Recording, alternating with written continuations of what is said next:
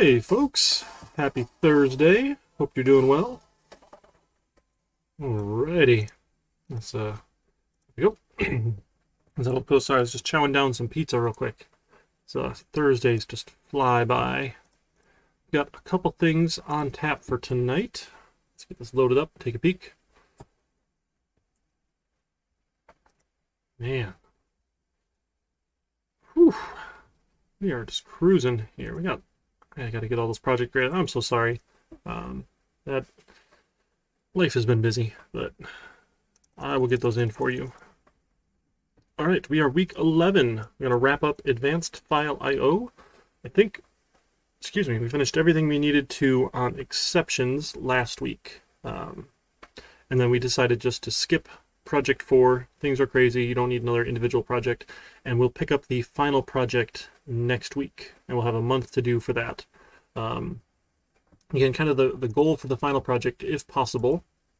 Hey, Crow. Yeah, it's I have Tuesday, Thursday morning, 2151, and a Thursday evening only, 2151. So usually we got a little bit ahead of the morning class because I missed one morning, and so we're just picking up the advanced file I/O stuff we did this morning. So if you look at the final project presentations, ideally we can do these synchronously over like a Zoom call, and everyone can take turns sharing their screen. And that should be a lot of fun. If you can't make it synchronously, I understand. That's the course policy has been synchronous optional, so I'll hold to that. And if you can't make it in person, then synchronously, not in person. If you can't make it, then we can arrange for some alternative presentation of you presenting your final project. We'll talk more about that on April 1st, which is not an April Fool's Day joke. We actually have class that day. And a real project, not an April Fool's Day project. Although that would be really funny to give you an April Fool's project. I mean, funny for me, I guess. You might not appreciate it as much if I give you a joke project. So, still funny, maybe. We'll see. No one's going to believe me on April 1st now when I talk about the project. So we'll talk about advanced file input-output today, and we'll be using this stuff in the final project. So I didn't feel so bad skipping a project about it, right? So like our project 3 covered inheritance, and then the final project will cover exceptions and advanced file I/O. So it's okay to kind of roll it in there.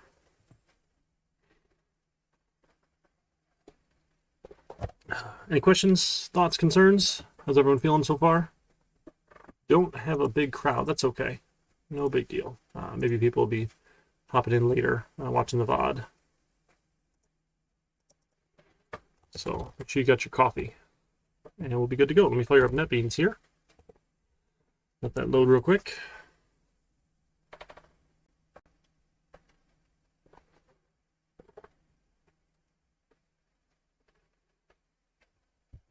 Oh man. All right, I'm gonna switch to my sparkling water here. Might as well. The coffee pot's downstairs.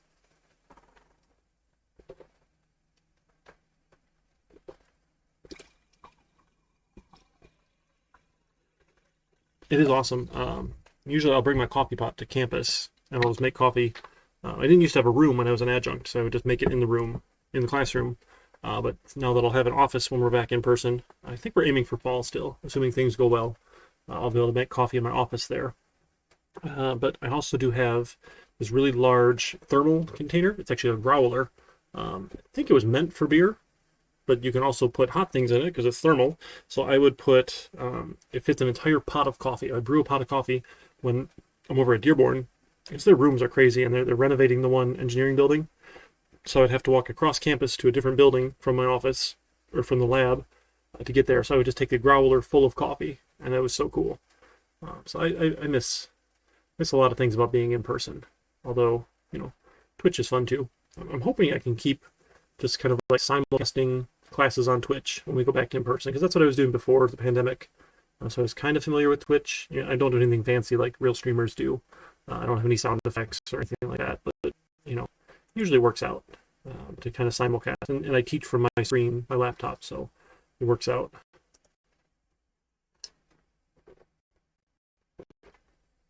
All right, close down all this JSP stuff. Ooh, while it was loading, by the way, don't forget summer registration is available now, and classes are filling fast. Let's see. Let's check out my services. I know how to spell.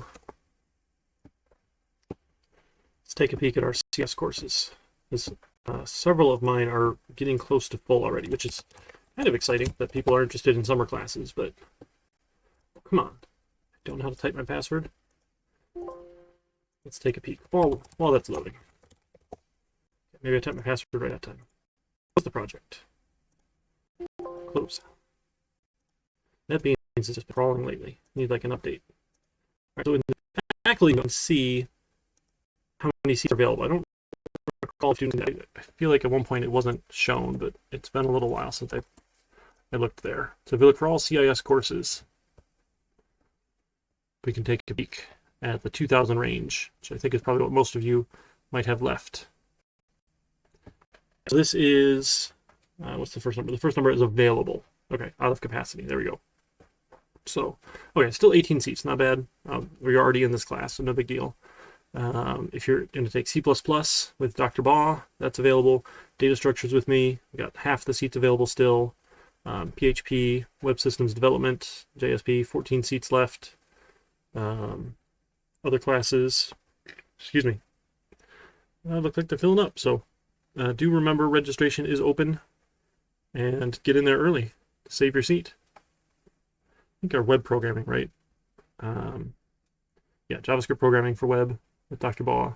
That one's open as well. So none have filled yet. That's a good sign. Good sign. We still have some room. Okay. All right, NetBeans. There we go. So new project. Let's make sure. Yep, 2151. This is chapter 11, file I/O evening. We had a morning session on advanced file I/O. We'll do the evening session today. And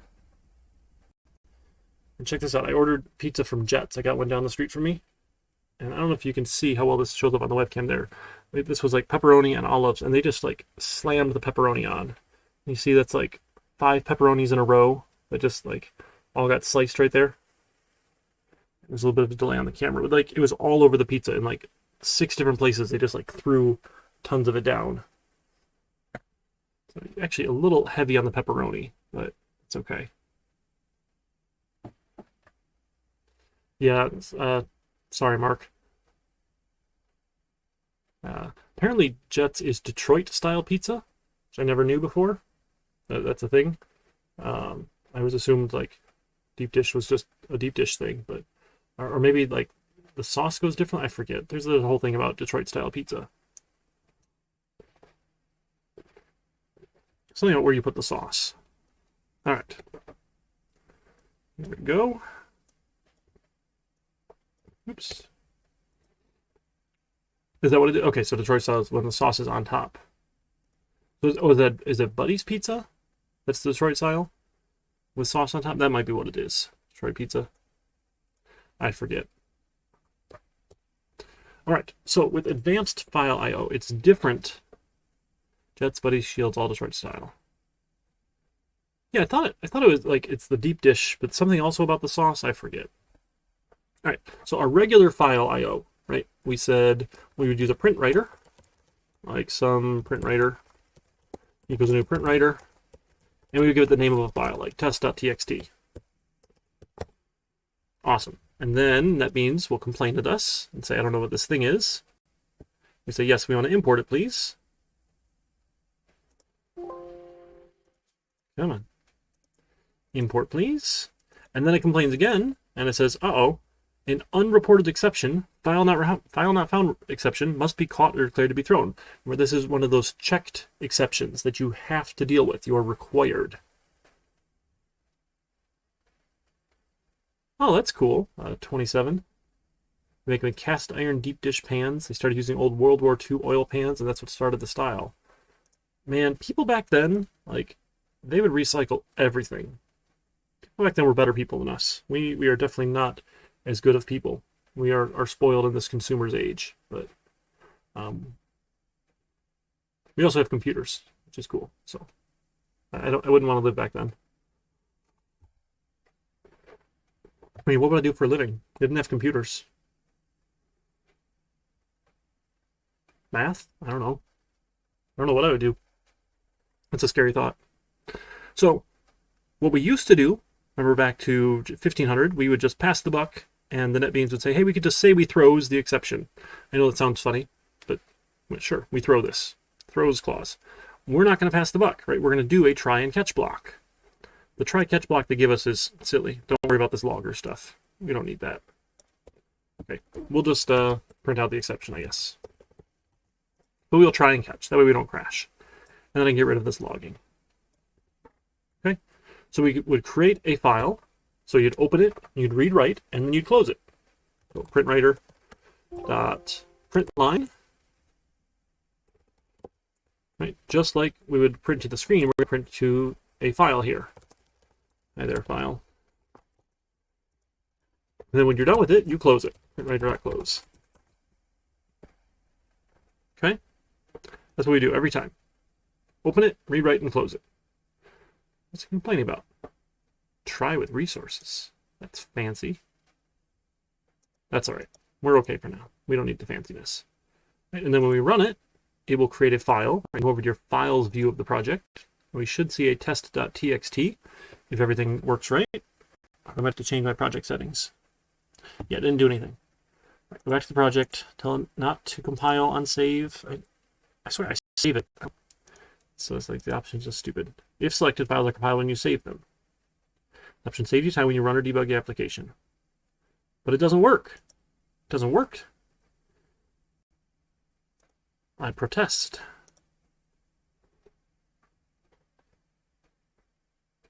So text files, right, like we've done with Writer, text-based, you can actually open them and see them and read the contents out in text form.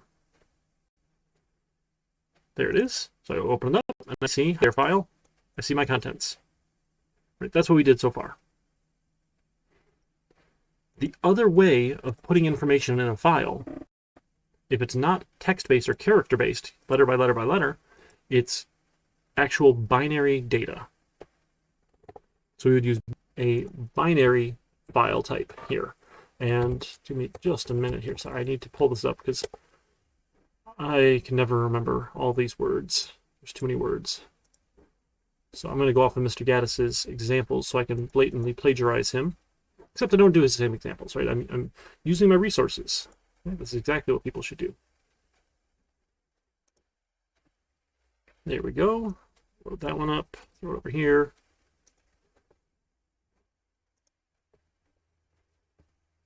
All right. So to create a binary file, we're also going to do this in a try block, right? And I don't like using a single try block, right? Because remember, as soon as an exception happens, nothing else runs. And then it's kind of hard to pinpoint, you know, I mean, we can go look at the stack trace and see what happened, but I want everything else to run. So everything's going to be in its own individual try block here. Oh, here, let's do this. Let's take our file, let's print, maybe some numbers to it. Like 5, 4, 3, sure. Right, and then if we wanted to read the file, we'll do that first. We'll do the reading file. So to go read the file out, right, we create a file object, file equals new file, given the name of it, test.txt, and then we hand it to scanner. We say scanner file reader equals new scanner, given the file, and then we can use next line and all that good stuff to get our information out. Yes, we want to import file. Yes, we want to import scanner.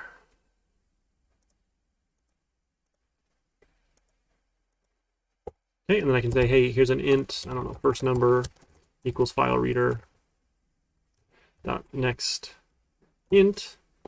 I can get an integer out, and then a second number. Second number is the same thing again. We'll copy and paste. And then an int third number is the same thing. So that should be an equal sign. Okay. And we can see all those, and then we'll just, you know, output first number plus second number plus the third number. Sure, we'll do that. Why not? And we'll see if we can get 5 plus 4 plus 3 right? Should be 12. Do we get 12 back out?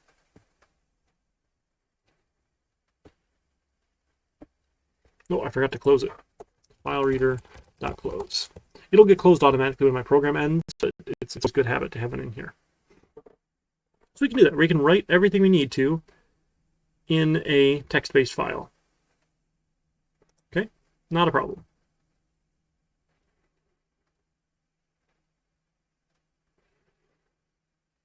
Well, I mean, with a console-based application, sticks, usually you need that open the entire time.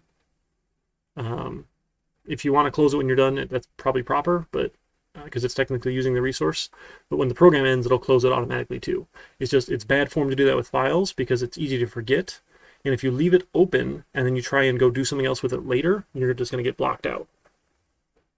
So it can cause lots of trouble. So it's a good habit to be in. And there's actually this syntax that it wanted us to do here is the proper way. This you have resources here. Come on. Made the suggestion. Yes. No. No. Shoot. What did I just click? Give me the suggestion. Add resources to closing try. I said yes. No. So you can put this in parentheses inside the try. So like that's the resource being used, but don't worry about it. Okay, so that is the text-based files. You know what? Let's write a bunch of these here, just for fun. Just for fun. So we'll say for int number 0, 0 number is less than 100. Let's do 100. Number plus plus.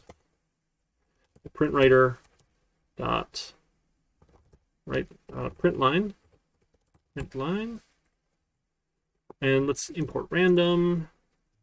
Do some random number generating. Random equals new random. Right now, we'll do some random every time. Random dot next int. And I don't know, let's just go like up to, oh geez, how big do we want to go? 1 million? No, let's go up to 1 billion, right? Why not? Go up to some big numbers here. We'll do 1 billion. And then I want to read 100 numbers. So let's do that instead. So for number 0, number is less than 100, number plus plus again. And we need to start a sum, so we have an int for sum. That actually should probably be a long, right? For sum. Because if I'm up to 1 billion and I get 3 of those in a row, right, I'm going to overflow my int. So let's use a long. Remember, longs can hold more. We're going to say sum plus equals my file reader dot next int. Let's do that. Okay, and then when we're done, we'll print out the sum. All right, cool. This is more fun now, right? Let's give that a run. See if we can sum 100 random numbers. I hope we can sum 100 random numbers. All right, that's a big number. So is that 45 billion right there, right? 45 billion. Good thing we used a long. And here's our test file. Has a bunch of numbers in it. No small ones. Those are all big numbers. I was expecting, I guess up to 1 billion. Who knows? Cool. And then what we could do, we could take a look and we could go find that file as well. Remember this like .txt is just, it's a convention. It tells Windows to open it with your text editor. It doesn't need the extension to put data inside a file. You don't have to have it. It's a nice to have. Right, it's a little shortcut here in Windows. Move that here. Okay. I never know what is going to show up. I'll get in trouble if I show names places. So I try really hard not to show any names because this is all public. That's why everyone gets to use handles, right? All right. Let's open this up. And here's our test file. Text.txt. Test.txt. Okay, and that's 2 kilobytes right now. So that's about 2,000 odd bytes, 2,000 some odd bytes. And 1024 is proper, but not everyone counts it the right way, and like it gets confusing when you start getting bigger and bigger to megabytes and whatnot. So let's figure about 1,000. Probably 1024, but I always get confused on how they measure things. So that's with a text-based file, right? We can open it up and we can see all the numbers. Let's open that with code. This VS Code is pretty cool.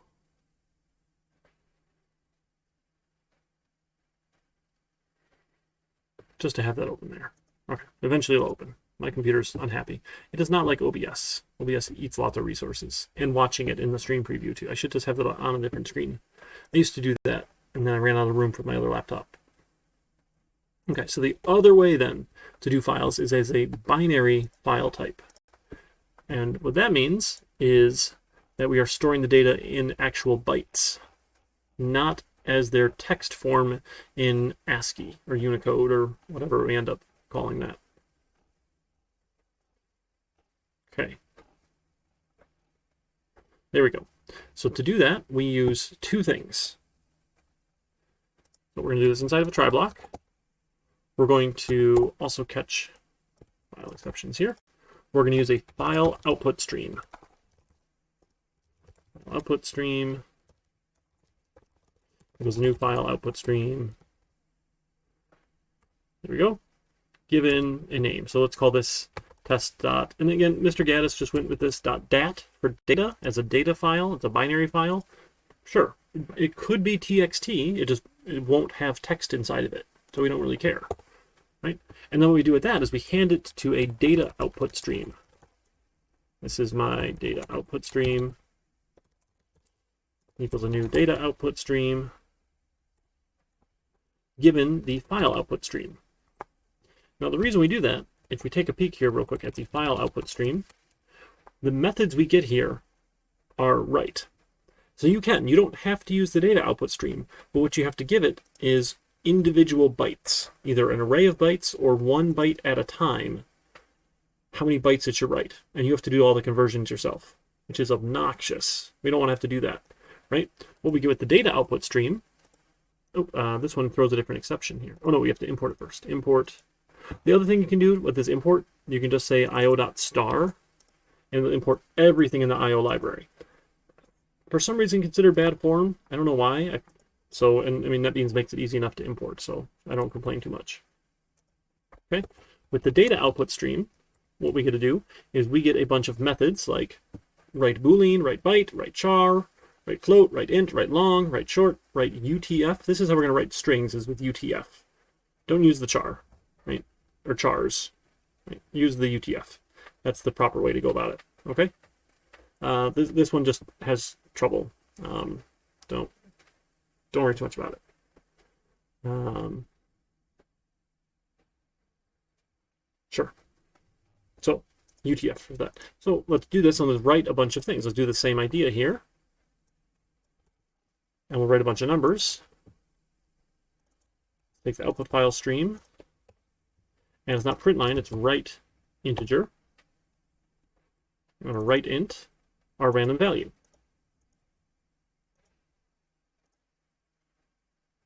Why is it complaining now? Oh, we might have an IO exception. When we go to write something now, we might run into a different exception. It might be an input-output exception. So this catch for file not found exception could work, but we know file not found exception is also a type of IO exception. So I'm just going to catch the more generic IO exception here. Or we could have one catch for each. Doesn't matter. All I'm doing is printing out an error here. I'm not doing anything really interesting. And then my data output stream, we're going to close it. So we can write numbers in binary format here. Okay? Give that a shot. Let's run that file. Then we should see a test.dat file show up here if we did it right, a DAT for data. Again, just a convention. Right? The .dat doesn't mean anything important.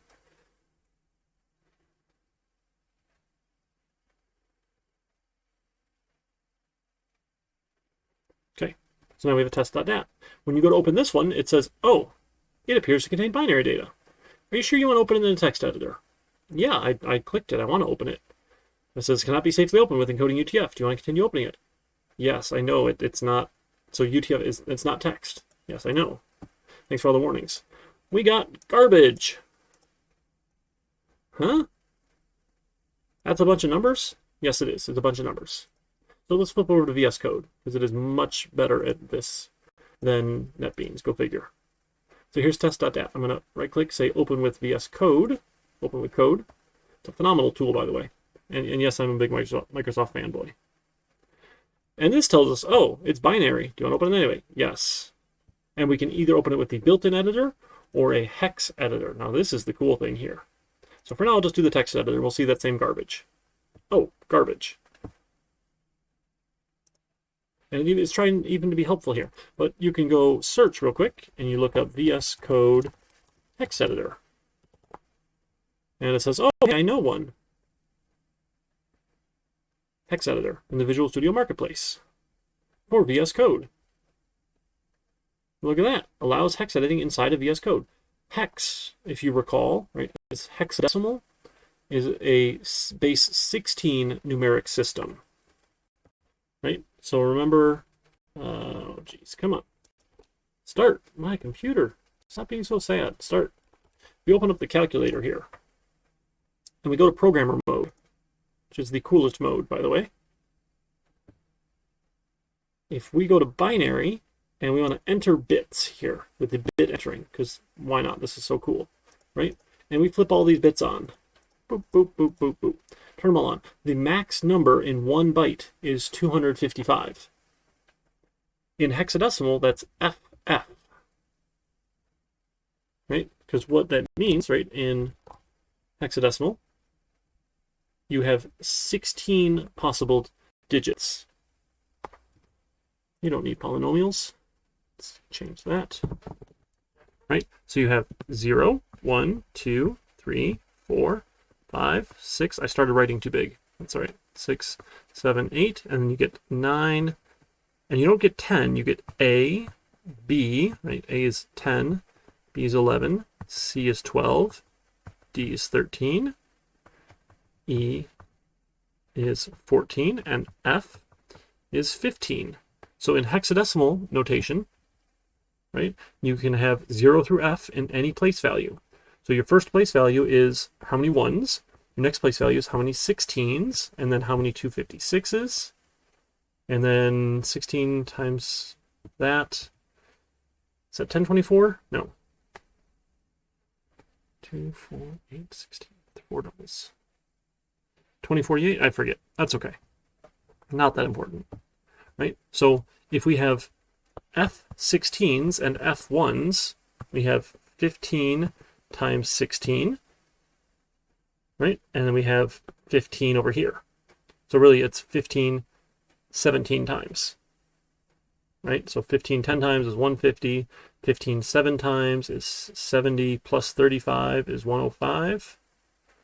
We get 255, right? Okay, math. I know, you didn't think we'd be doing this much math in a programming class, but that's okay. Thankfully, this is just arithmetic. Okay, so in hexadecimal, we can view individual byte data much more concisely because 2 hexadecimal digits is a single byte. So if I were to open this file, what was it? There we go. Open it in Hex Editor. Once I install that hex add-on, which I did already, we can see the hexadecimal values. Still looks like garbage here. They decoded it as text. Yeah, I wanted to search for one online, and then it brought me right here. So this is how I ended up over here. So remember, an integer is 4 bytes of data. So if I click right here, on the 4th byte. So this is the first byte, this is the second byte, this is the third byte, this is the 4th byte, right? 4 bytes of data here. As an integer is the number 6,377. Okay, so what I should do here to see if this matches for fun, let's actually have an int number, or I don't know, value. There we go, is this. And then we're going to write that. And I'm also going to print line it, just so I can see what it is. We can compare and check some notes here. right? Make sure everything's up and up. I don't want you to think I'm just pulling a trick on you here. So I'm going to run it again. Regenerate that file. Close it down. Because it's not the same values that we did for our test.txt file. We're generating new values here, right? Okay, there we go. So we printed out all the values. The first one was the sum. Oh no, actually the last one was the sum. No, the first one. So that was our sum. So ignore the first one, right? Because that's even bigger than an integer anyway, right? That's 51 billion, can't be. So this is our first one here. So we would expect 528 million something in that file. Let's go open it again. So open recent, open our recently closed editor. There we go, test.dat. In this byte here, what do we have? Oh, I'm sorry, an int 32. That's a 16-bit integer is with 16 bits. We are 32 bits in a Java integer. I'm sorry about that. So 858,063,372. I think that matches right here. 292. Oh, no. Oh, goodness. Is that not the right number? That's not the same number. My world is shattered. It should have been the same number. 528,665,000, right? No, no. 528 million.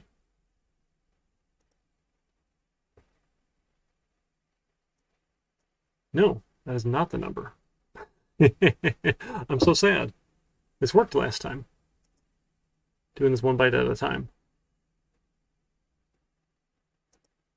I think it must be off by something. Huh. I'm so confused. Should have been that number. Let's see if the next one. The next one was 35 million something. Oh, I'm in the wrong spot. Is that what it is? 212? No. No, not 212. Huh. 58? No. Is it the encoding? Not the encoding either. Goodness. All right.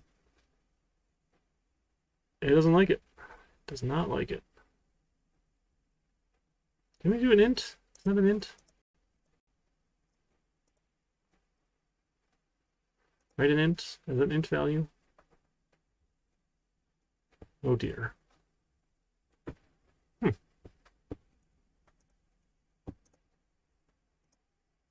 What's the last number? Oh, it's off by a byte. Look at that. It's off. Because those shouldn't be end of files.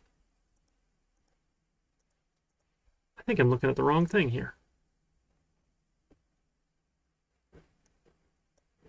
It's not 212 million. 528 million.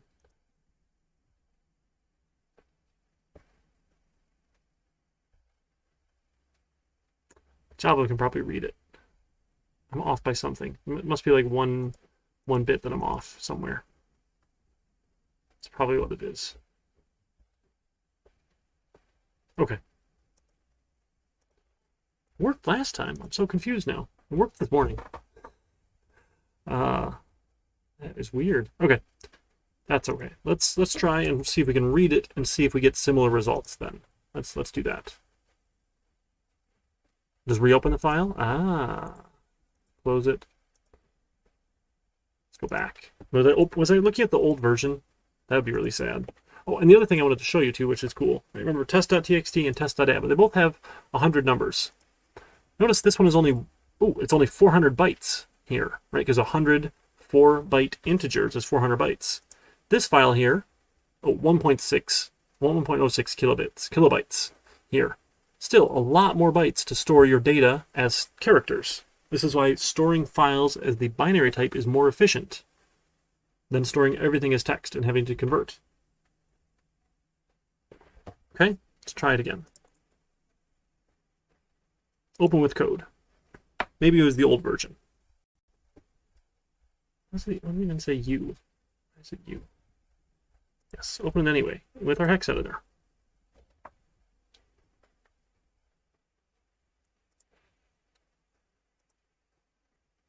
Nope. Doesn't like me. Just looking at 1 byte at a time.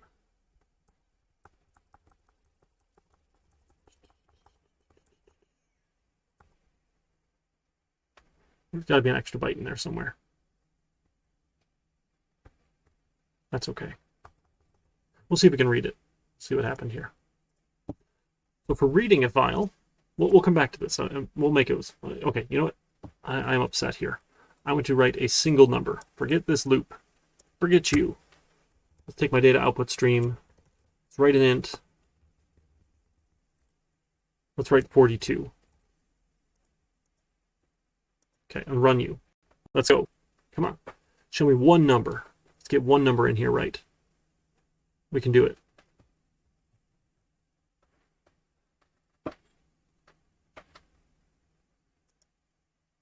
I should have printed out what the number was.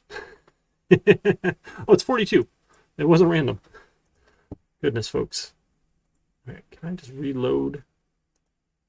All right, close it.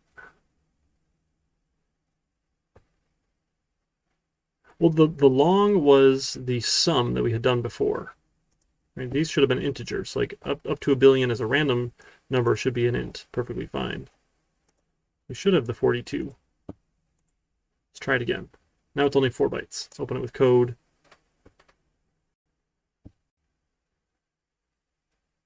Open it anyway as the hex editor.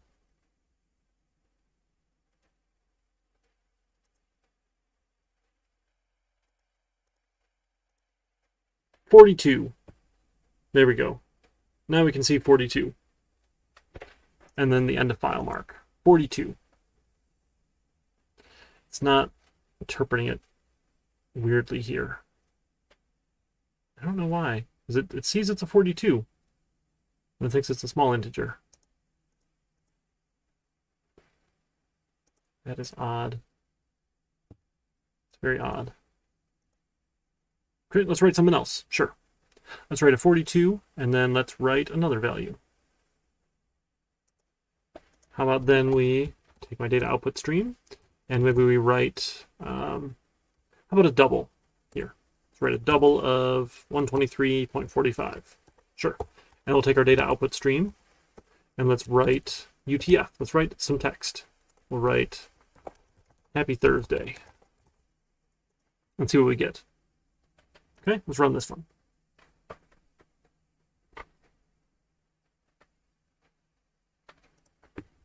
Close it down. Running. Okay, let's reopen it.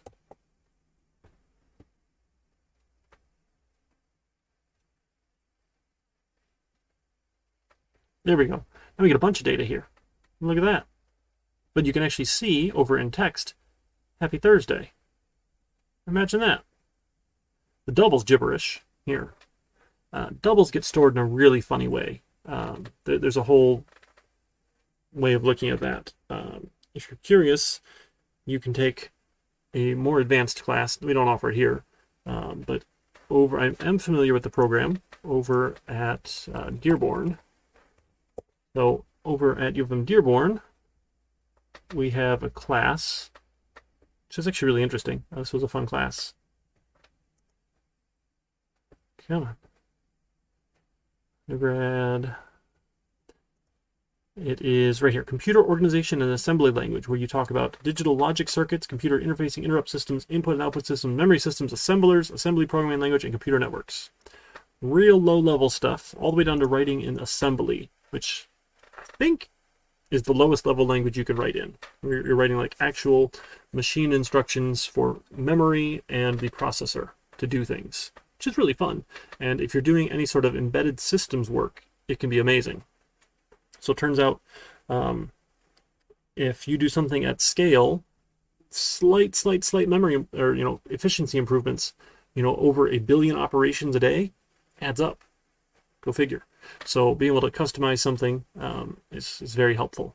Or in embedded systems where you don't have the benefit of running in a full operating system and the Java virtual machine and all this other memory management stuff for you, you can be very specific. So it was a lot of fun, and you can learn other things about bits and bytes and logic circuits, which was fun. That was a fun class.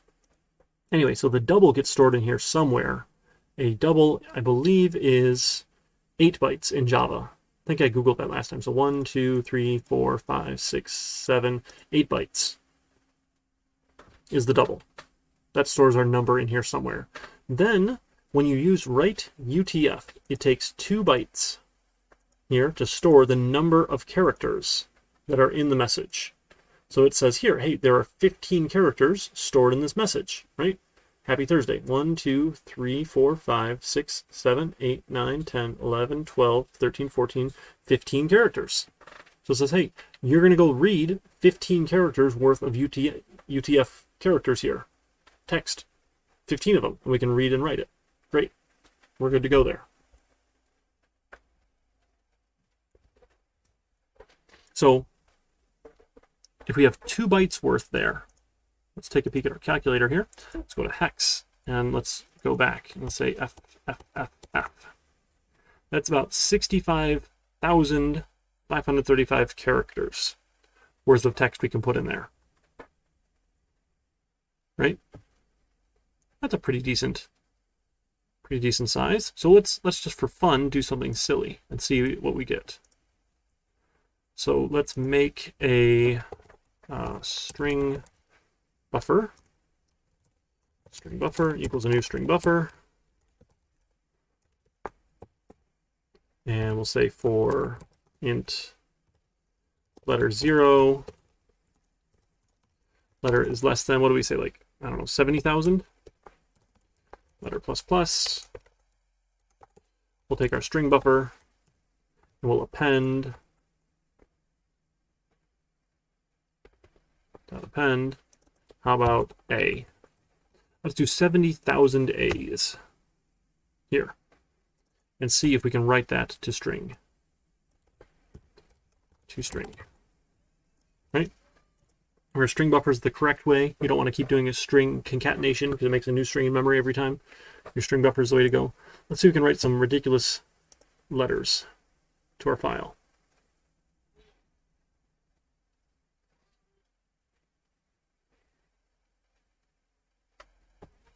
Uh-oh.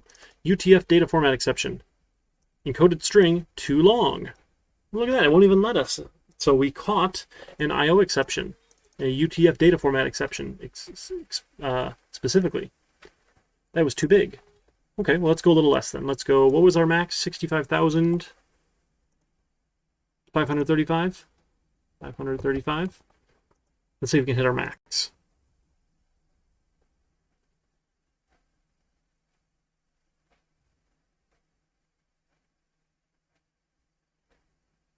It worked.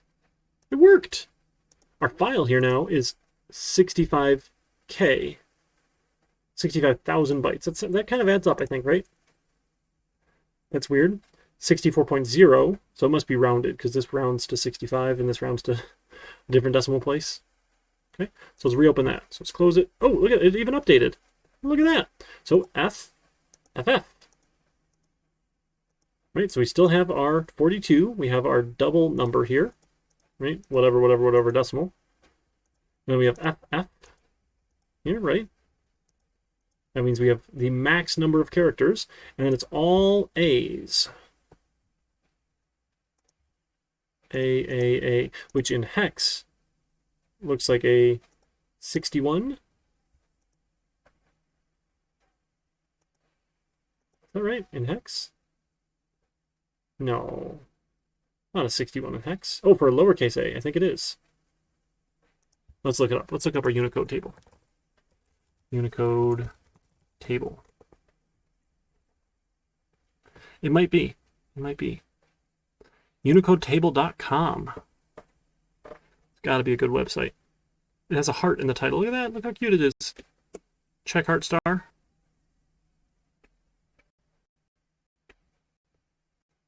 I just want to find a lowercase a. Lowercase a? decimal 97, hexadecimal 61. It is a hexadecimal 61. Decimal, so 6 times 16, 60 plus 36, adds up, 97.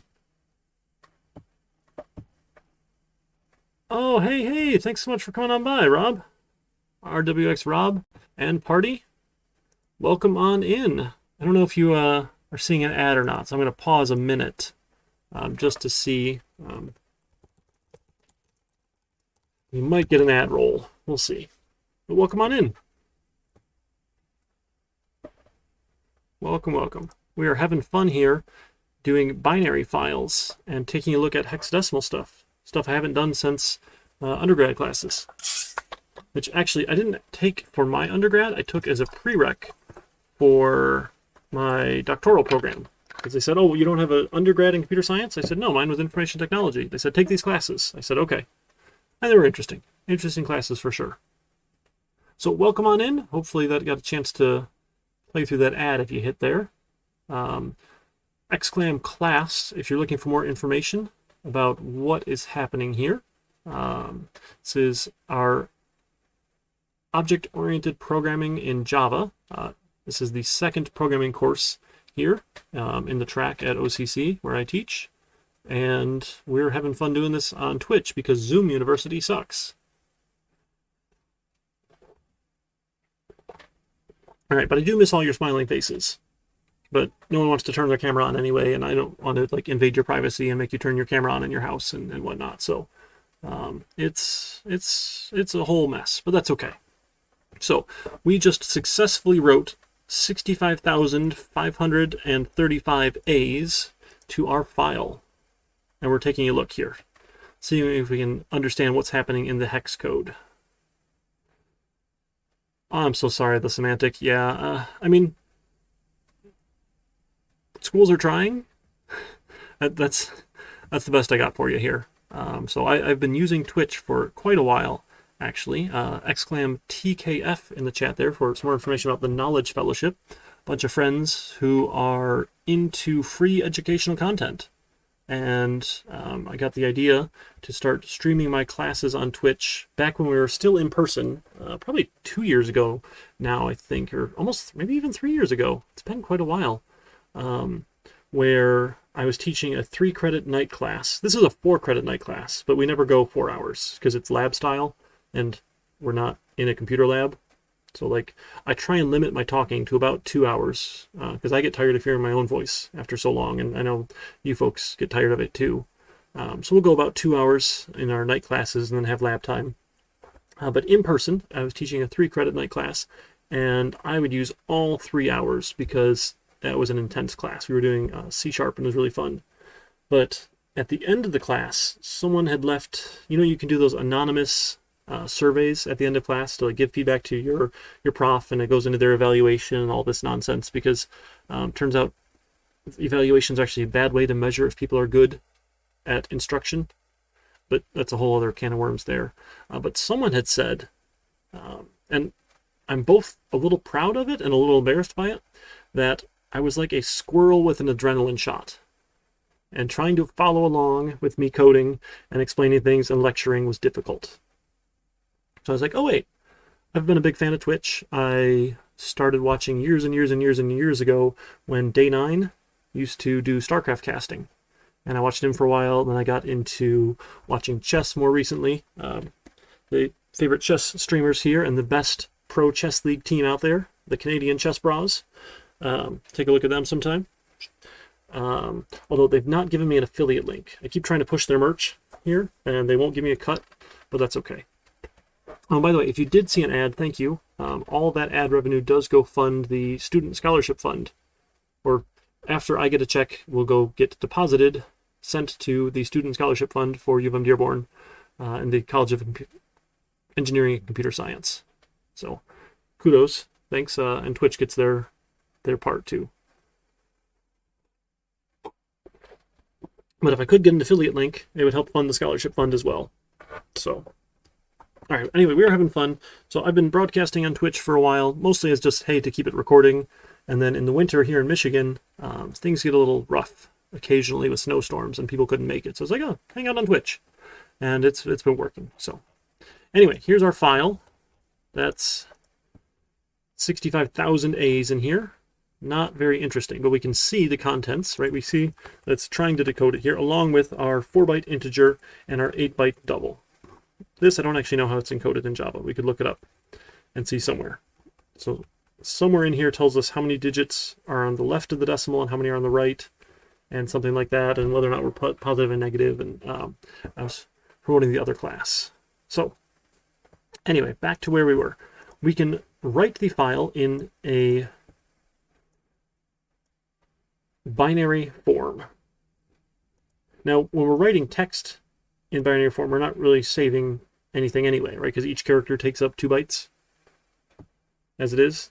Actually, with UTF, if we wrote in UTF-8, I think we saved... Yeah, we're 1 byte per character here. Nice, so we are saving a little bit of space there. I think if we wrote that same one, our file would be a little bit different size. But we looked at writing a bunch of random numbers, and then they didn't convert for me, and I got really sad. Because I printed out a 42, but it's not reading it properly here with this data inspector. As this is these 4 bytes is the 42. And for some reason I don't understand how this works, but that's okay. All right, so we wrote the data, now we need to read the data. Okay, let's go back to something maybe, this text thing was kind of silly. We'll go back and try something else here. Let's not do this string buffer. Let's just comment that out. Insert, no, toggle comment, control slash, there we go. Control slash. Give that a comment, and then we'll go back to just writing some text here again. So this is Happy Thursday. Okay, and if we want to read the data back out, again, we're going to do this all in a try block here. We're going to catch our IO exception because bad stuff might happen. Again, we're just going to spit the exception out because we're lazy, but that's okay. We need, you guessed it, a file input stream and a data input stream. Who knew, right? So we have a file input stream. Our file input stream equals a new file input stream. Oh man, I forgot to give you a shout out there, Rob. RWX Rob. There we go. I don't have any mods in chat, so apologies for that. Thanks so much for coming on by again. That's so cool. Hopefully you guys were having fun in your stream. Doing anything interesting today? Yeah, we want to import. Yes, we do. File input stream. This is test.dat. Okay, and we're going to hand that to a data input stream. Stream. My data input stream equals a new data input stream given the file input stream.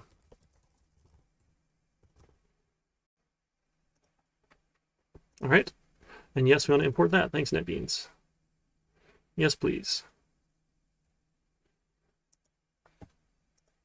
All right, now we know we wrote an int, we wrote a double, and we wrote some UTF, some string. Okay, so I'll have an int for some int is my data input stream dot, and now I have dot, come on, there we go. We have read.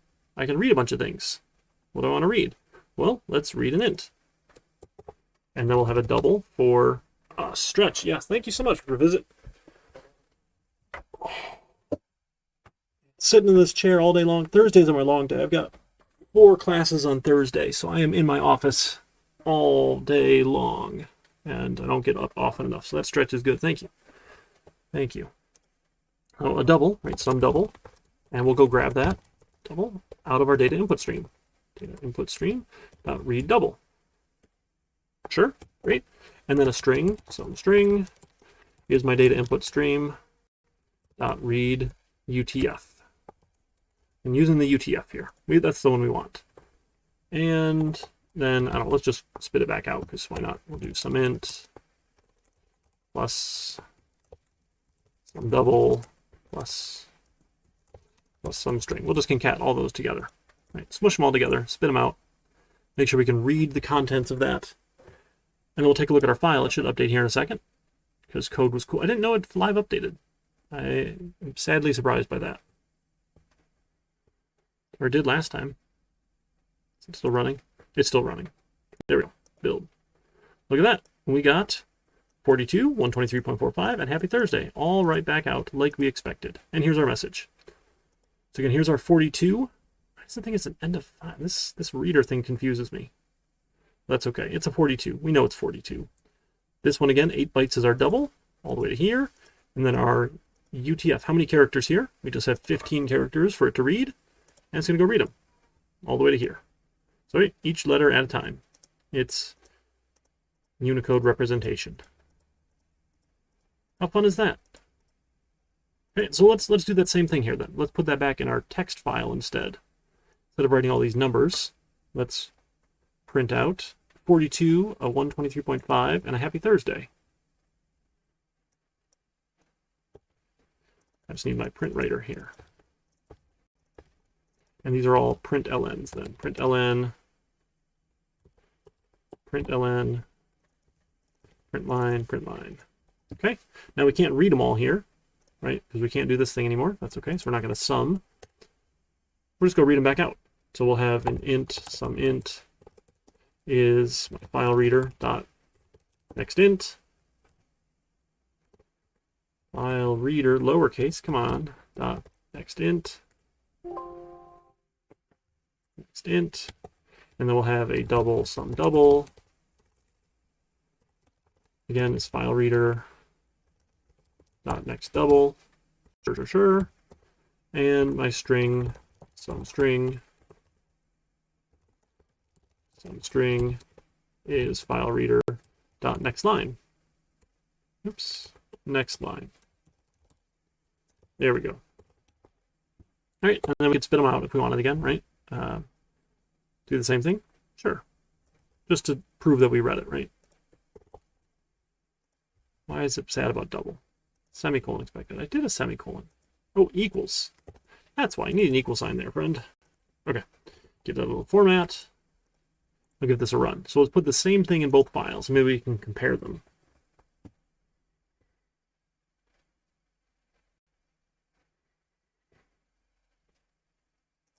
So we'll get the same thing here. Right? This one shouldn't change. Same data. But we want to take a look at that test.txt file over here. There we go. 42, 123.45, Happy Thursday, line by line by line by line. Right? This one we're storing as characters. So everything is translated into character bytes. Right? Yay, thank you so much. Chimpa Codigo? Chimpa Codigo? All right, cool. So we've got 2 files here. Now we take a look. My test.dat is 29 bytes. My test.txt, is that the same? Is it the same 29 bytes? No way. That's crazy. 29 bytes. I was expecting them to be different, to be honest. Because storing integers and doubles as characters usually increases the size. I'm very surprised by that. Is it really 29 bytes? I don't believe that. Maybe do I just need to refresh? No, 29 bytes. Look at that. Cool. 29 bytes. Okay. Fancy. That just worked out magically, I think. I think when we added, right, when we did the numbers and we printed out 100 numbers, remember how much bigger the file was? So we saw that example once. Try and do that again. You mean match up the numbers? Sticks? Or look at the properties on the file? Sorry, the chat is just a little bit delayed.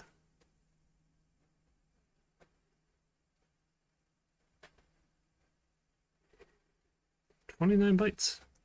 It's so funny. So funny. Sorry, I'm just confused, but that's nothing special. It happens all the time. Okay. Oh, and I forgot to close my reader. Oh goodness. Take my data input stream. Close. Don't forget to close your reader. Try and get them to match again with different input. Oh, different input. Okay, I see. Well, so like the text here. I don't know. Let's try a couple more here. Boom, boom. Sure. Do a couple more Happy Thursdays. See what we get. Let's see.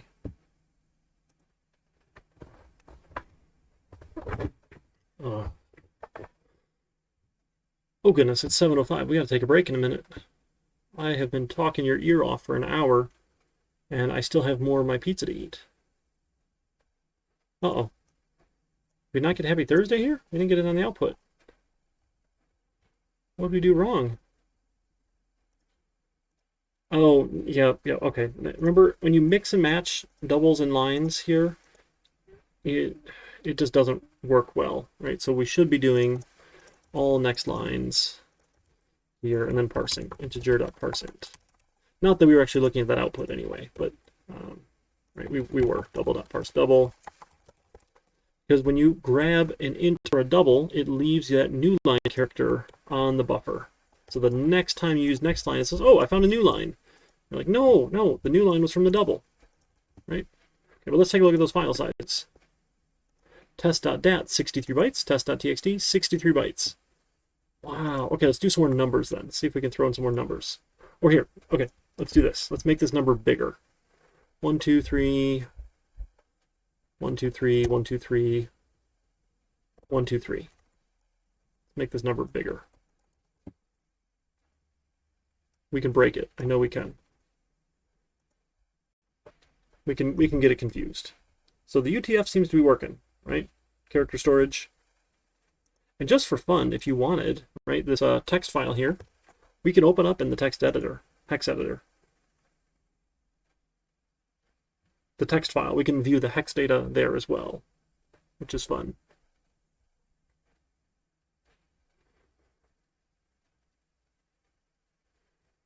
Here we go.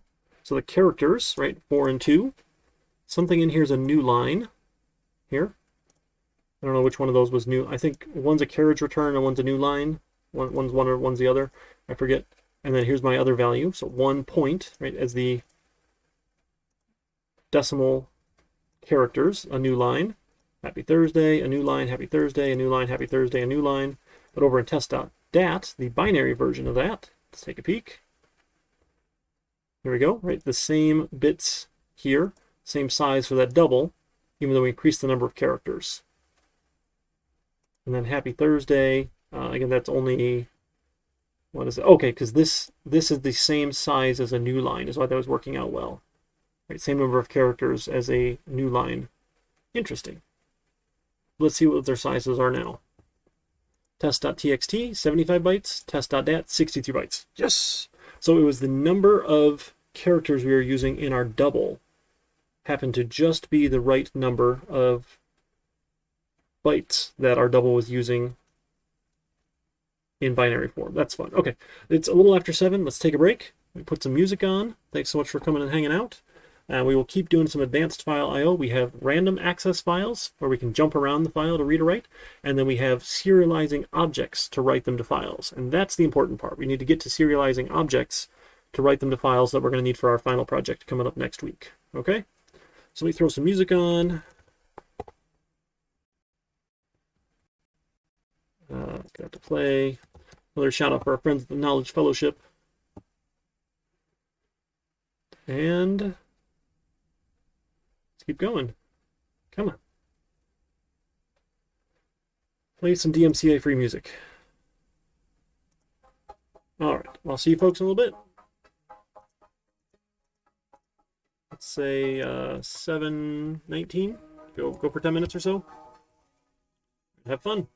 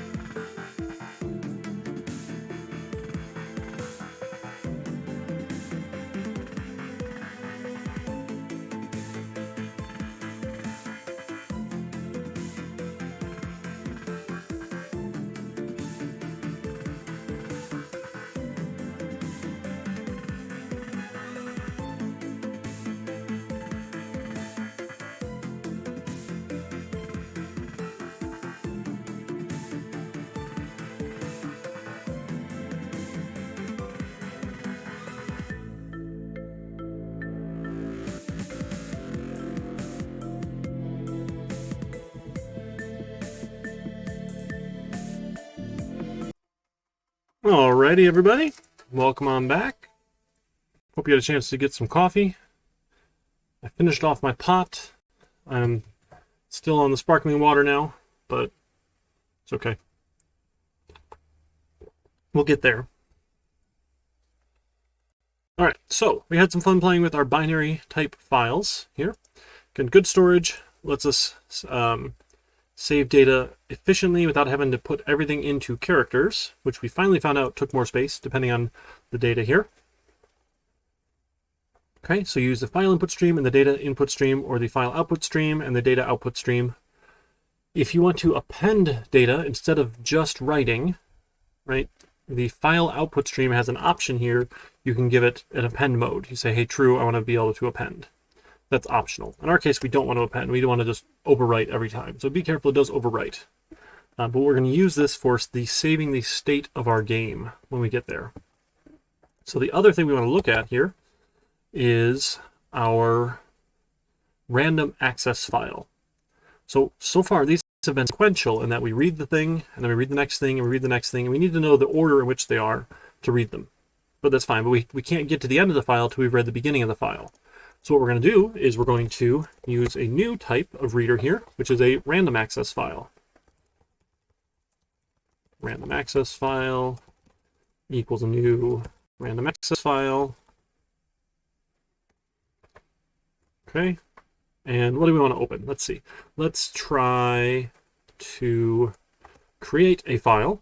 We'll call this one random.dat. And then you have to give it a mode. So you can either open it in read mode, write mode, or read and write. So R for read, W for write, or both for read and write. So you can have a single file and you can read or write from it, which is really cool. So our random access file then, now we get with random access file, we get both the reads and the writes. So remember we looked at our output data stream, we had all the writes. We looked at the output data streams, we got all the writes, and the input data streams, we got all the reads. With the random access file, you get both. But then what's important is you seek. So seeking is the trick here. So seek will move where we're looking to see where the next read or write happens. Okay? Now, seeking is a little bit tricky. You have to tell it the position, how many bytes to seek.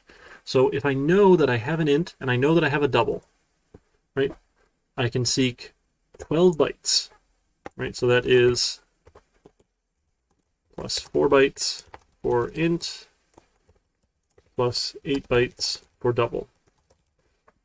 So that should put me 12 bytes into the file. Right, so if I jump 12 bytes into the file, 1, 2, 3, 4, 5, 6, 7, 8, 9, 10, 11, 12, the next place I read here is the start of the text. So I put it in the right position to read UTF.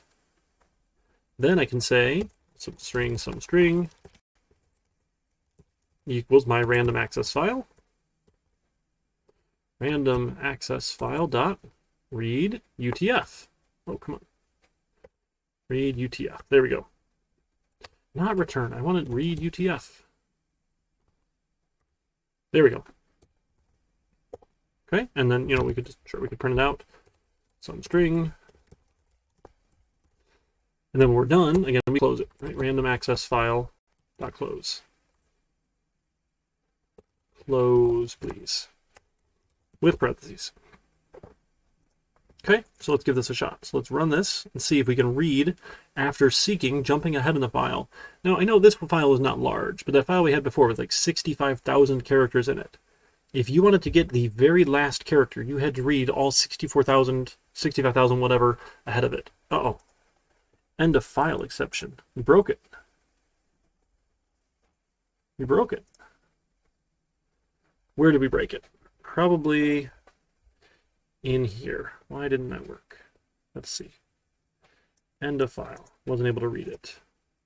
Oh. The file was empty. Random.dat.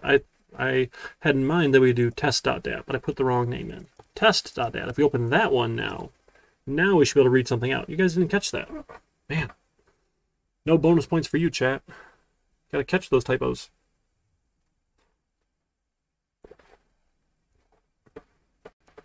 There we go. And we see we got out a happy Thursday. So we were able to jump around. So again, not as useful for small files, but for large files, we can jump to specific locations and go read data. Okay. We can also write data at specific locations as well. So let's read that, and then we'll go to our random access file, and let's say let's seek random access file. Let's seek, say, to 4 bytes in, and then we'll write a different double. Here, actually, you know what? Let's write an integer. 42. Let's write another integer. 42. Because we should be able to fit 2 integers in that space where the double used to be. Let's give it a shot. Let's see what happens to our file. See if we can mess it up real good. So we had this. Remember, our double was inside of these bytes here. These 8 bytes. Let's see if we can put something up instead. Look at that. We wrote integers on top of it. Again, still it's not encoding it properly. I don't know why. But we can see we have the 42 here. Now it knows it's a 4. I think it's just confused based on what bytes are around it. I think it's trying to be too smart. There, now it thinks it's a 42. Why wasn't it doing that before? 42, 42. Now this one gets confused about being a 42, but that's okay. And again, it's not perfect. Not perfect. Right, but we can see we were able to write at that location, which is pretty cool. So you can change the values there by seeking and writing on top.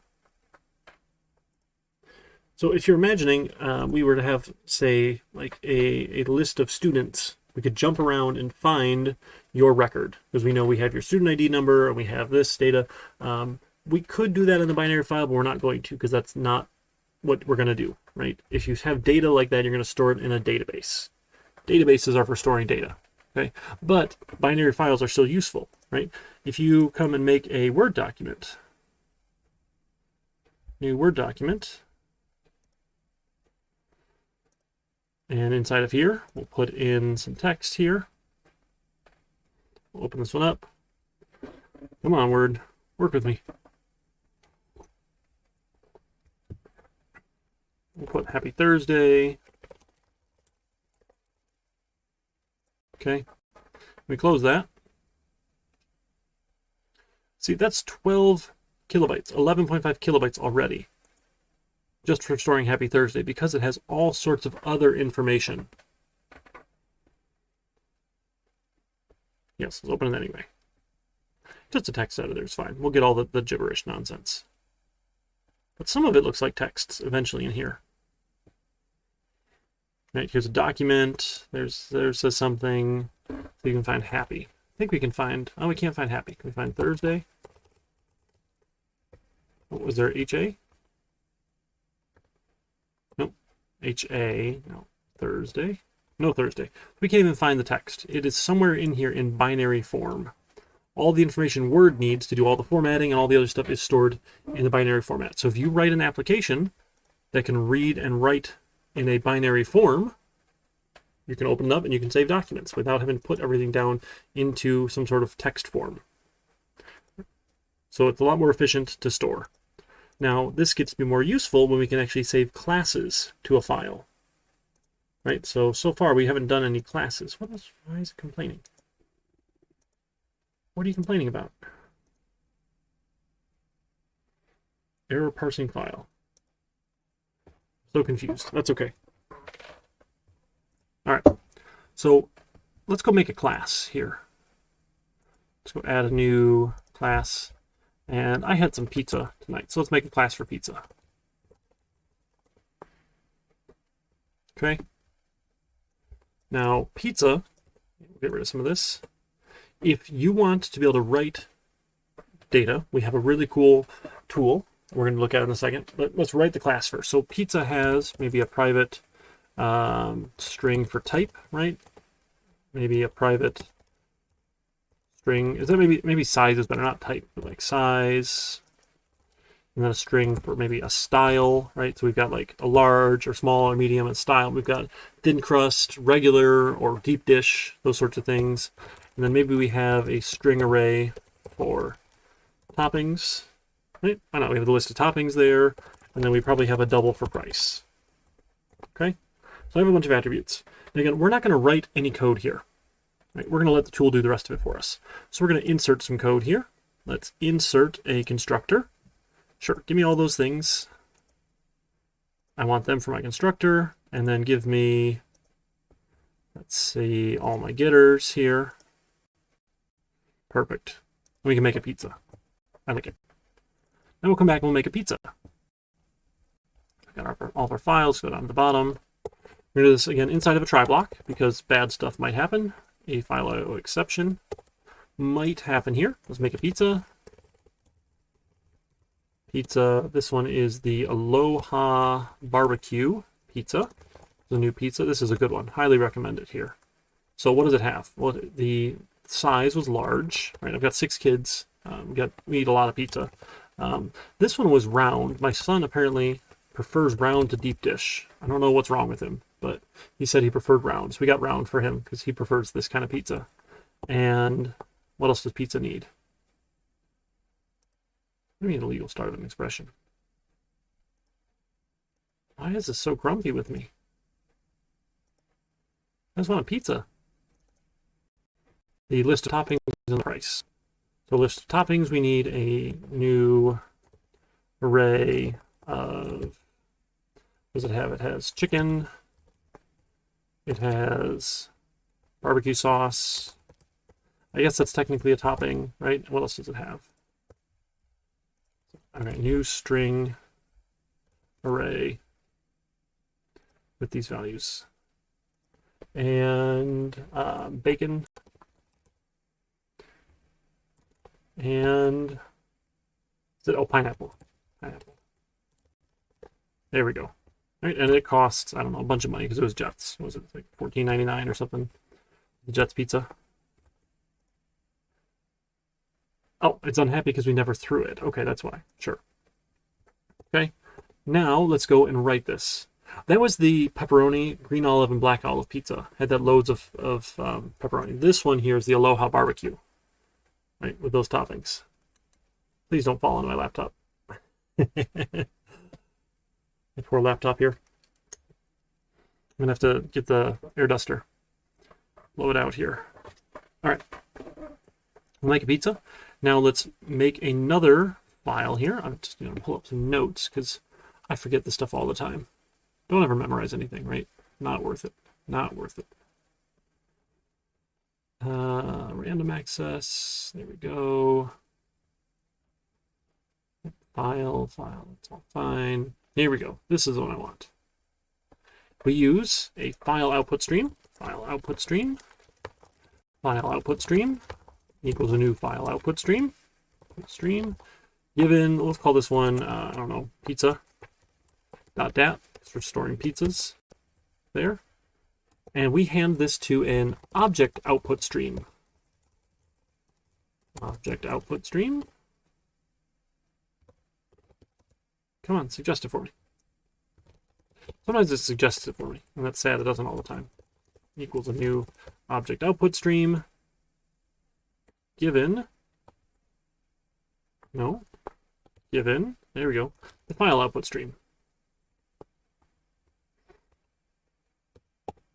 Okay, once we have that, now we're going to write it. We're going to call write object. So we take our object output stream, and we call write object, and we're going to give it my Aloha barbecue pizza.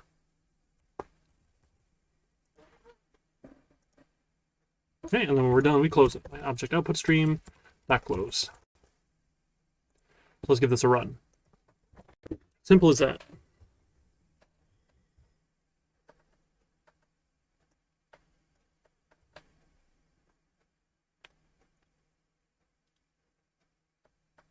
Nope, not serializable exception. Oh, we forgot something.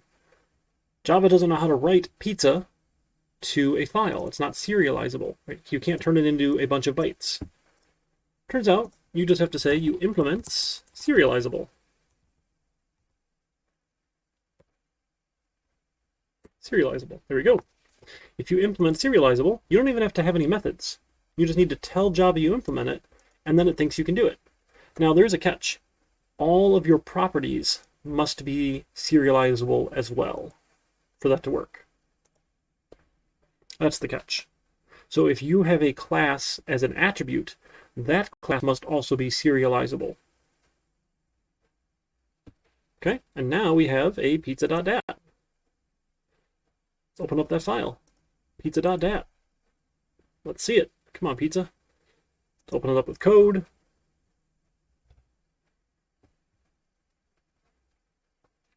Open it anyway with our hex editor. Yes, please. Okay.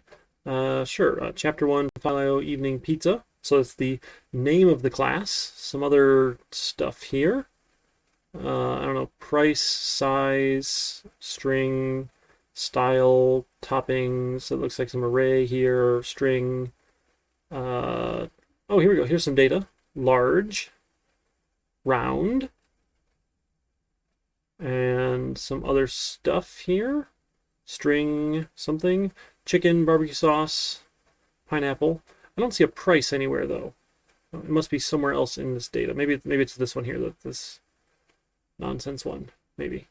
So all the data has gotten written as binary form here. So I don't have to go through and make a method to say write this line, write this attribute as a line, write this attribute as a line, write this attribute as a line. And now let's see if we can do some magic. Let's go back here and let's say we want to read it. So you guessed it, use a object input stream. Who knew? We're going to try. So what you have to do first, you declare a pizza. I call this is the file pizza. File pizza. You don't instantiate it. You declare it, but you don't instantiate it. Then you create your readers. Our file input stream and our object input stream. File input stream. File input stream equals a new stream. New file input stream. Nope. File input stream. That one. Yep. Pizza.java or .dat. Pizza.java. That's the wrong one. And then an object input stream. Stream. Object input stream. Stream. Come on. Sometimes it suggests, sometimes it doesn't. Equals new object input stream. Given the file input stream. Okay. And oh, we need our catch here. What's an object input stream? All right, let's import that one. Yes, please. Not a breakpoint. I want the import. Come on. Give me the suggestion. My goodness. NetBeans hates me today. Yep. Alt enter. There we go. Add the input. Alt enter was the keyword there. Can't get the finger off shift fast enough. Yeah, yep. That definitely is a problem. Okay. We have our input. Then what we do, we say my file pizza is equal to my object input stream dot read object. We're not done though, because now it's upset with us and say, oh, object cannot be converted to pizza. Oh, okay, we need to tell Java, hey, cast this thing as type of pizza. I know it's there. And then, ooh, another exception might happen. Class not found exception. Okay, so sure.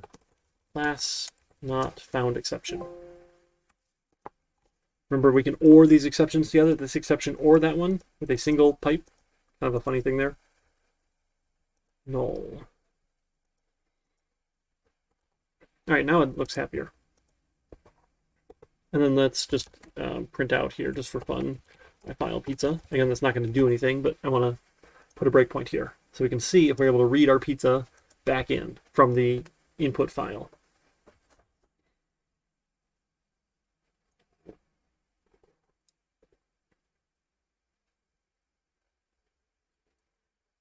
Oh, I didn't run it in debug mode. My goodness. Run the debug mode, not run mode. You have to pause. That's a pro tip. clear out some of these here. See if we can free up a couple of resources. My computer is sad. Slack should be closed. We don't need Discord. I'll close that one. All right, there we go. Just thinking about it. All right, we're at our pizza. So here's our final pizza. Size large, style round, toppings, chicken, barbecue sauce, bacon, pineapple, price $14.99. We did it, fam. We got our pizza back out of the file. And all we had to do was stick a serializable here. Isn't that awesome? So I don't know, I don't think you had a project in 1500 that made you write a class to a file and read the class from a file. I don't think we do that. We're going to do that for our final project here. But as long as you're using primitive types, you just need serializable. If you have classes as attributes, all you need is those classes to be serializable as well. Okay, so as long as you can serialize all the way down the chain, you can serialize.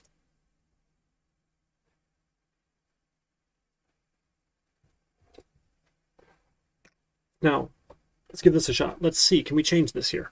Now, usually I say arrays are bad, so let's try an array list of type string for toppings. And yes, let's import the array list. Let's just change it here. Let's see if we can use an array list instead of an array. So the toppings is no good here, and let's just reinsert some code. Oh, I'll just change it, right? I already have it in copy paste. There, array list of type string. Give that a format. Okay. Oh, I'm still running the debug mode. I gotta stop that. There we go. There we go.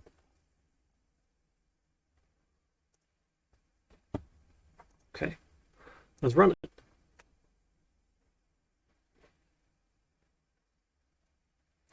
See what happens to our pizza.dat file.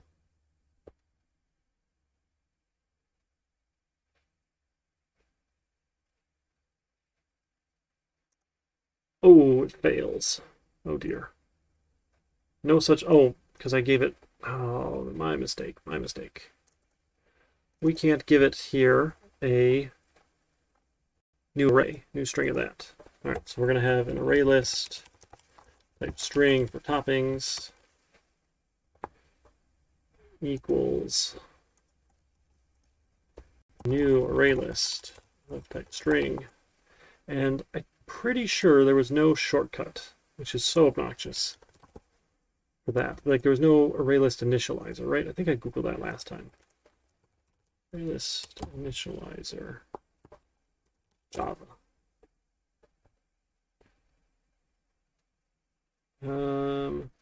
We can pass a collection. Oh, maybe we can.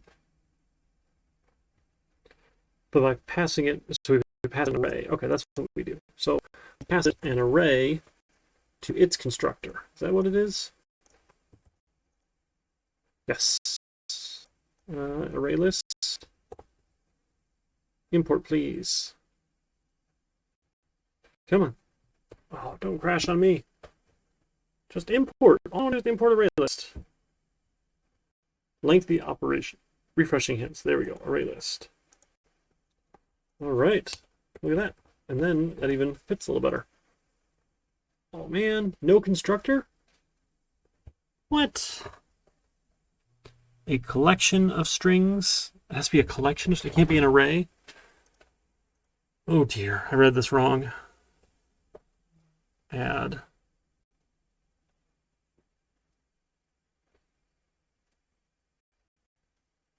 Oh, we can just call add, but that's obnoxious. Arrays as list. Oh, arrays.as list. Let's try that. Arrays.as list. All about those shortcuts, if we can help it. I don't have to add a bunch. Arrays. Yeah, let's import that. Oh, come on. Give me the hint. That beans is so sad. Okay, does that like it? It likes it. And look at this. I'm going to do you one better. I'm going to cite my source.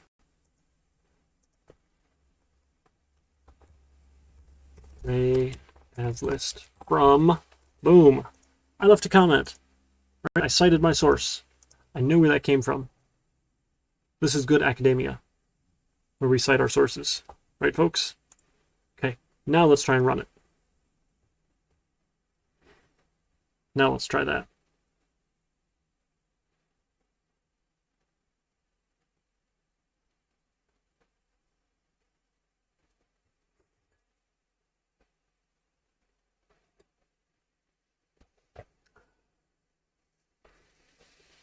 All right, let's take a look at our file. Look at that. Ooh, look at, I see an array list here. Looks like it changed a little bit. I don't see the square braces anywhere. Still all works. Still got our pizza. Right, got our pineapple. It's an X at the end. I wonder what that is. That's funny. Oh, that must be the end of the array list probably there, right? Yeah, okay, so some size somewhere. Interesting. And then the toppings. Cool stuff. Uh-oh, I lost my video player. Is that just me? I think we're still here. All right, cool. Questions, thoughts, concerns? Able to write files as long as their attributes are serializable. It's amazing. To be able to read and write binary files. It's pretty cool. You folks okay so far?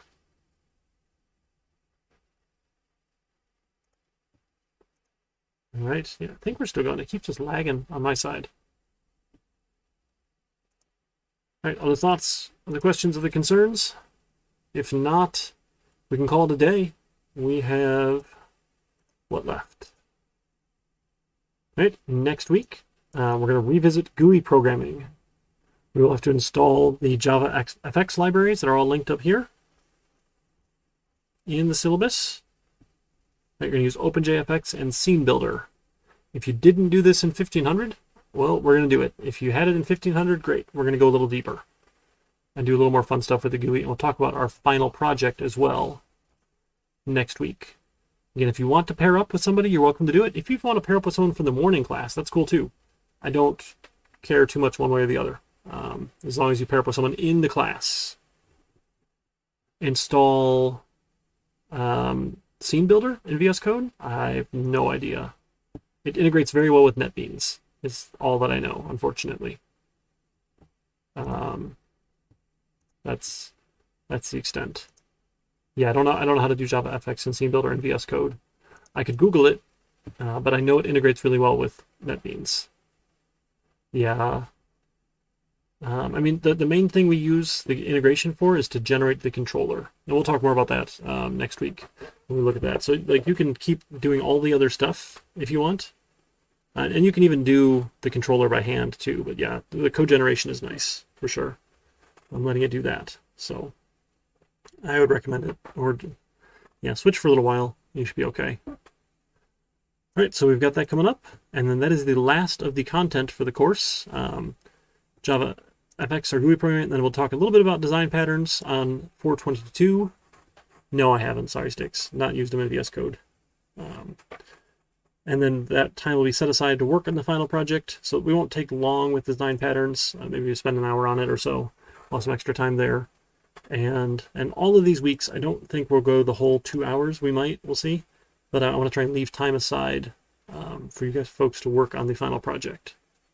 So, and again, that final project is worth a large chunk of your score here for the overall grade in the class, 25%. And I will take your score on the final project and replace your worst scoring individual project with that score. No, you won't need the design patterns for the final project. It's just another, it's one of the topics we were supposed to hit in our course outcomes.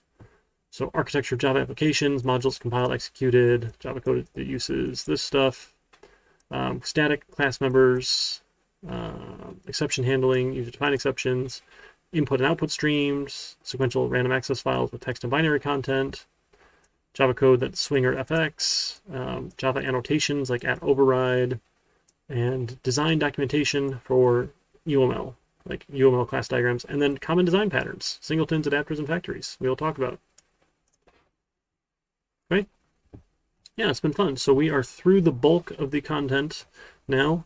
Just GUI programming after this, which is the much more fun stuff. You don't have to type text into a console window and look at it. We actually get things we can click on. And we'll go from there. Okay, so if you don't have any other questions, we'll call it a night. We can see who is around here. On Twitch, we can go pester. We'll go raid somebody else for fun. Let's see, who is around? Ooh, Dr. Mick is around. We should check him out. He is... Oh, no, did it just refresh? Oh, no, okay, it is there. Just refreshed. We'll go check him out. See if we can raid his stream. We'll give it a shot.